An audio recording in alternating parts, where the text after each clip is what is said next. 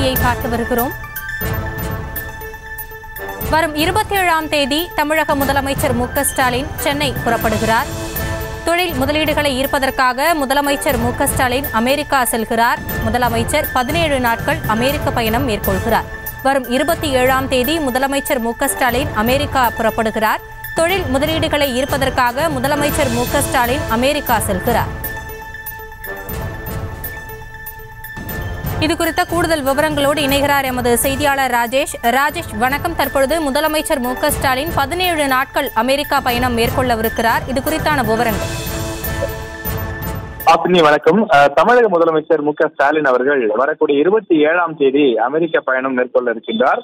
இதில் அவர் 17 நாட்கள் அமெரிக்காவில் தங்கியிருக்க போகிறார் என்ற புதிய தகவல் நமக்கு தெரிய வந்திருக்கின்றது.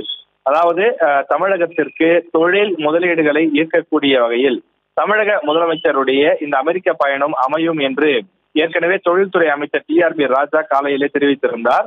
இந்த நிலையில் இந்த பயணத்தின் போது அமெரிக்காவினுடைய முக்கிய தொழில் நிறுவனங்களை சந்தித்தும் அங்க இருக்கக்கூடிய முக்கியமான தொழிலதிபர்களை சந்தித்தும் மு.க. ஸ்டாலின் முதலமைச்சர் அவர்கள் பல்வேறு ஒப்பந்தங்களிலே கையொப்பமிடுவார் என்றும் தகவல் வெளியாகி இருக்கின்றது. அதற்கான முன்னேற்பாட்டு பணிகள் தொடர்ந்து தமிழக உயர் அதிகாரிகள் மேற்கொண்டு வருகின்றார்கள்.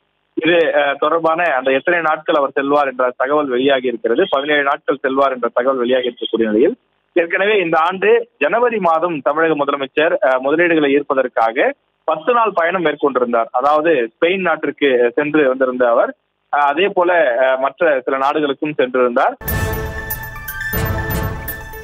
முதலமைச்சர் மு.க. ஸ்டாலின் 17 நாட்கள் அமெரிக்க பயணம் மேற்கொள்கிறார். விவரங்களை வழங்கியமைக்கு நன்றி ராஜேஷ்.